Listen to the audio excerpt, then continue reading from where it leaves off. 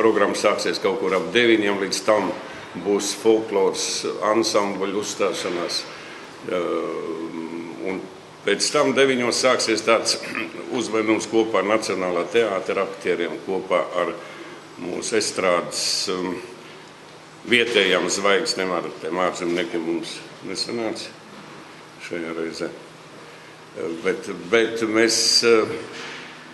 man izdevās pierunāt, žēl, ka tik tā reklāma aizgāja diezgan jau plaši par Rīgu, ka man izdevās pierunāt Laimu Vaiku, gan Mariju Naumovu iznāk kā tāds pārsteiguma moments programmā, jā, šajā kopā ar Rīgas koru, kopā ar latviešu mūsu vietējiem māksliniekiem, gan Ērgli, gan Stafecki no jaunās paudzes dziedātājiem. Tā tālāk, kā vienmēr sakot, jautri mūsu mērķis ir, runāsim atklāt, dejot, dziedāt un priecāties. Ja?